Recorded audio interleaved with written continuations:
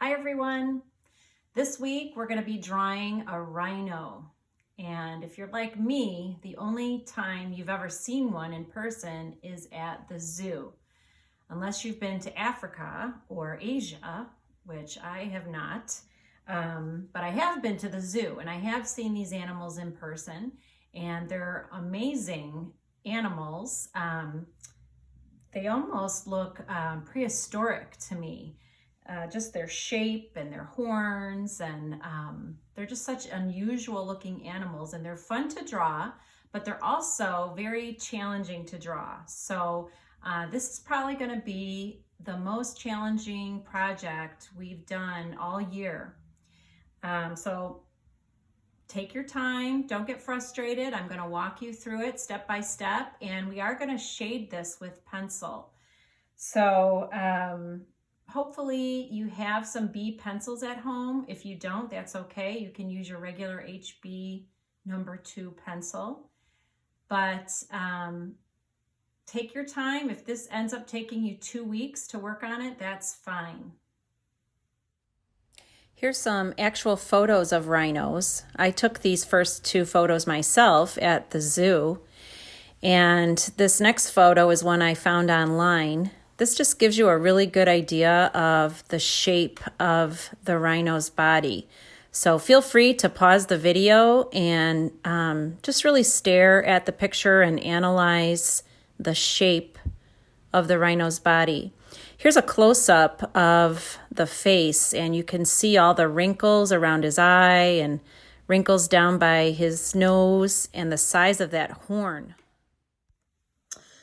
Okay, so if you have some B pencils at home, that would be great. Those would come in handy when we get to the shading part. Also, if you have any blending tools at home.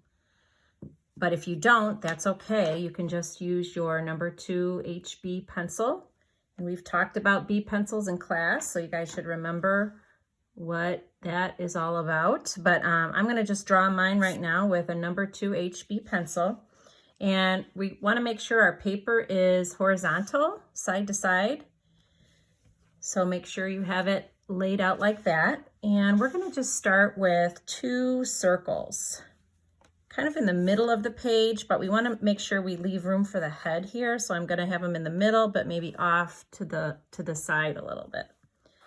So 2 big circles, and we should have enough room in between the circles to have another circle. So if it helps with spacing, you can actually draw 3 circles like that, so that you make sure that they are far enough apart. All right, and then we're going to connect them with kind of a wavy line. But you'll notice as we draw the rhinoceros, let me show you a picture again, the lines in his body are a little bit more squared off or a little bit more rigid. They're not as smooth and curvy. I mean, this is curvy, but look at here. It's a little more sharp and angled, right? So we're going to keep that in mind. So instead of doing a nice smooth wave like this, we're going to make it a little bit more angled like that.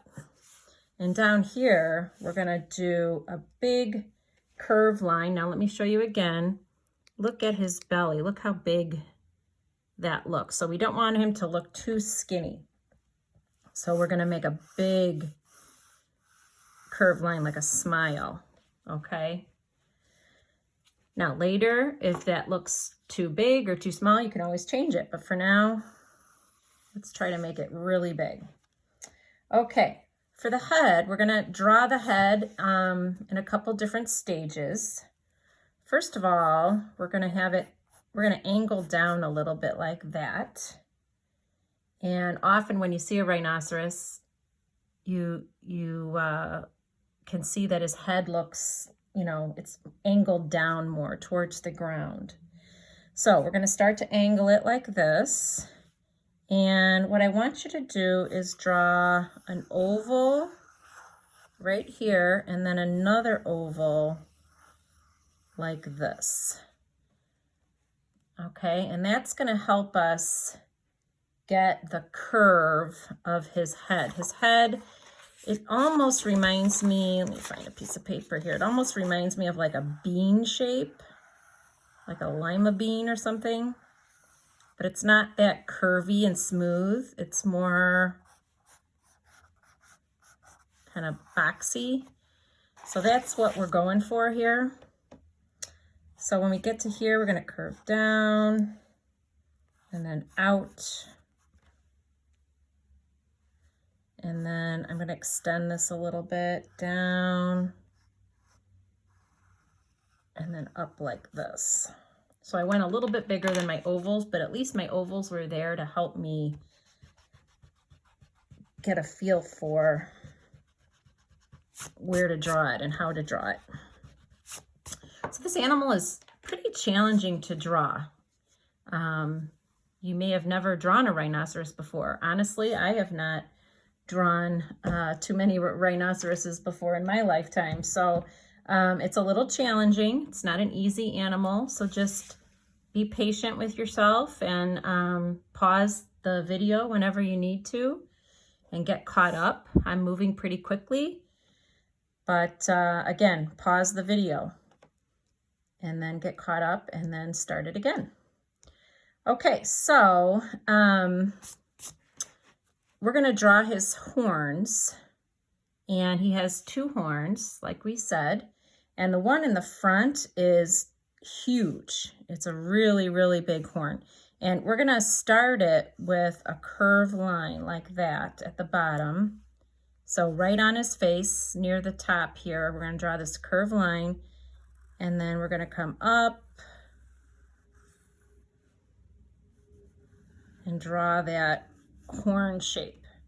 Now you might remember this horn shape we used when we drew the macaw. Remember when we did the beak of the macaw and the claws on the macaw? Basically the same shape, only this time it's a horn and it's going up in the air. All right, and then he has this other one right here. So you can draw another little curved line next to it. And this one is going to be much shorter, much smaller like that. And then you can erase the lines that are in the middle. Okay. All right, now I'm pressing a little bit harder so that it shows up on the video. I'm afraid if I draw too lightly, you guys will have a hard time seeing it, but make sure you draw lightly with your pencil so that you're able to erase when you need to. All right, so let's add some ears. His ears, let me show you a picture again. There's a lot of skin on his ear that's kind of folded over. So we're going to try to draw that. So the ear that's on the other side of his head, we're just going to start with a line maybe going up like this. And then why don't we draw kind of like a curvy raindrop shape, almost like this. See how it's like a raindrop shape? Or a teardrop shape like that. So I'm kind of drawing it like that, and then the skin that's on the other side. Hope that makes sense. So let's do that here. I like that idea. And maybe we'll put a little point to it.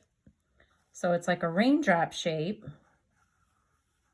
but I'm going to add a little point, and then I'm going to come over and add the top part. See how I did that?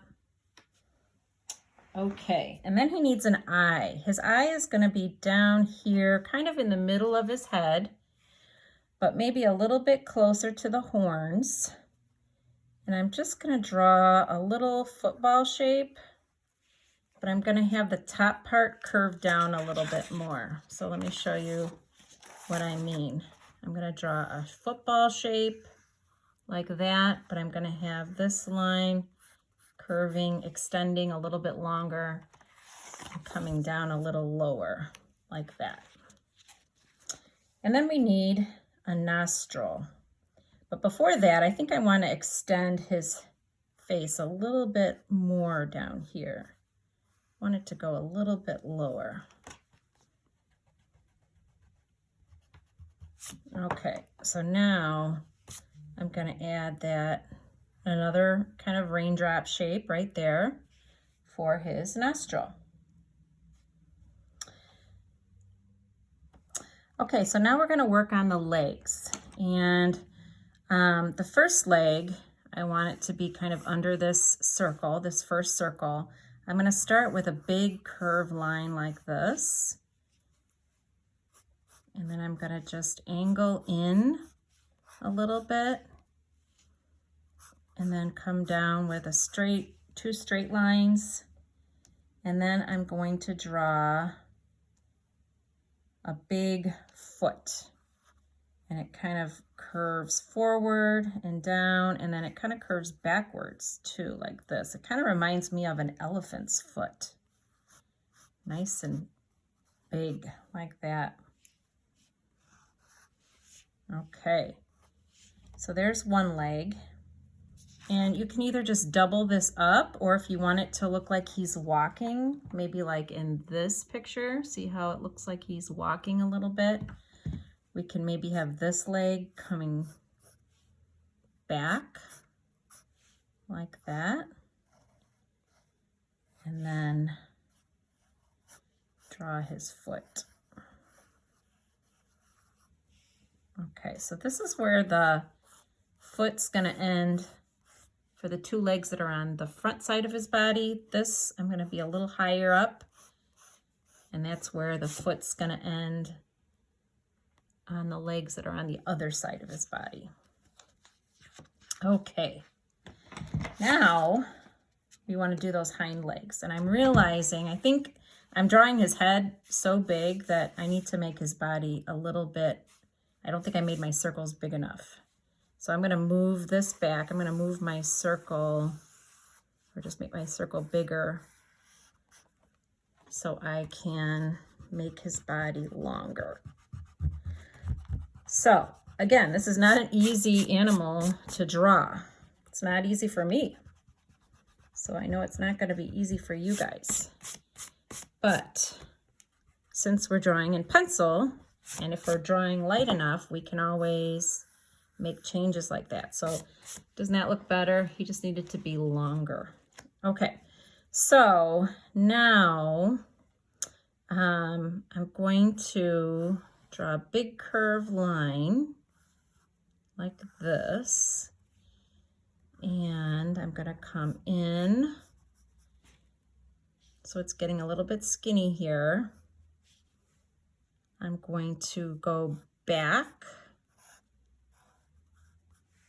and then forwards. So it's a little confusing, I know, but so I came down and around and in and then out and then in again. So it's almost like you're drawing a W or something. Down and up and down and out. Almost like a W if you turned it on its side. And then this is going to be his foot. Nice big foot. Okay, and then this leg, I'm just going to kind of double it up. When I say double it up, I mean I'm going to redraw this again right next to it, but I'm going to end there. Okay, and I think I need this to be even lower, like that, because he's huge. You might have to practice this a few times. You might want to draw 2 or 3 rhinos before you actually start the shading part, because like I said, it's quite difficult and you might need a little practice before you do your final project. All right, we only need a couple more things. We need a tail, and his tail is just kind of skinny and it's not too long. You know, it doesn't come all the way down to like where his knees are, but maybe like that. And then we're just going to draw some folds in his skin. He has a lot of folds in his skin. So I'm just going to draw some lines like this to show where there are some folds. And I can even put a couple more curved lines on his body. Maybe some around his eye, maybe some around his nostril. He has a lot of lines on his body, like that. Okay, so I think we are ready to start shading. Okay, so if you have some B pencils at home, like I said, this would be the time to use them. If you don't, it's okay. You can do some shading with your regular HB pencil. You're just not going to be able to get quite as dark as I do, and the pencil's probably not going to blend as well as it would if you had a soft pencil. This is a 6B, so it's very soft. So we're going to do the dark shadowy parts of his body first. So this is going to be real shadowy. So I'm pressing kind of hard. I mean, not too hard, but I'm pressing quite hard with my 6B pencil. See how dark that gets? Okay, so let me show you my reference picture. See how dark and shadowy it is on the underside of his belly? So that's what I'm shading first. So we've done shading in class before. You know that shading is just basically coloring in with your pencil. So this is going to be dark and shadowy, this leg that's on the other side of his body.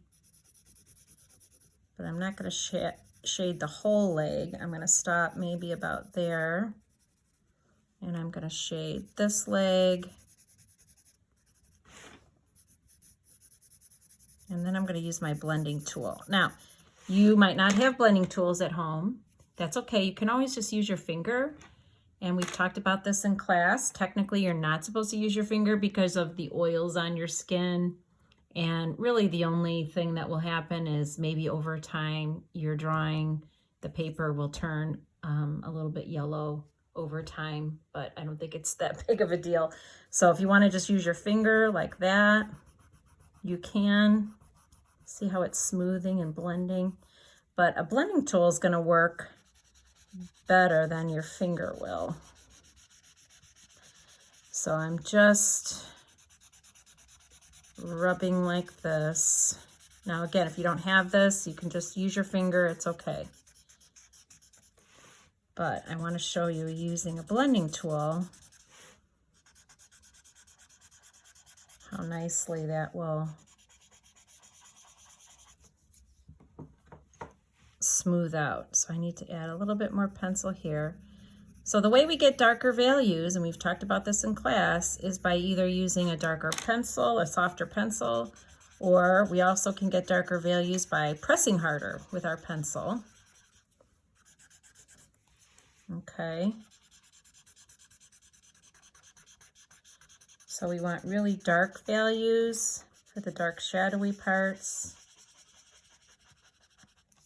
So what else is going to be dark and shadowy? Maybe right here where there's a dark fold, shadowy fold in his skin.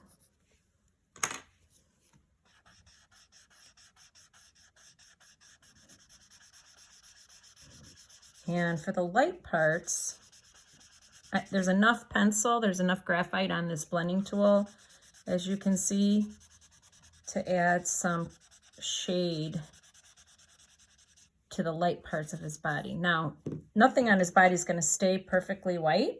We're going to shade everything, and we can add some more wrinkles. Here now I just jumped back to my HB pencil.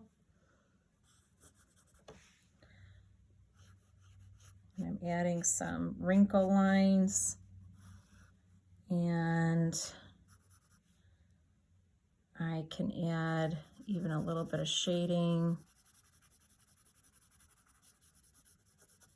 with my number 2 HB pencil. Well, that's not going to blend as well as the softer pencils, but it will still blend. So now I'm going back to my 6B. So this is not easy. This is challenging. This is probably the most challenging shading project we've done so far this year. You guys shaded, remember at the beginning of the year we did the pears and the apples, and you guys shaded those very nicely. So I'm just going to work on shading this. I'll do it in fast motion so it doesn't take too long. But before I do that, let me just point out a couple more things. The eye, we want the eye to be the darkest, so that's going to be very dark. Inside here is going to be very dark. I'm going to do very dark down here on the underside of his head. Inside his ears is going to be very dark, maybe right in here. And then it's going to get lighter. So let me just continue to shade this and you can watch me in fast motion.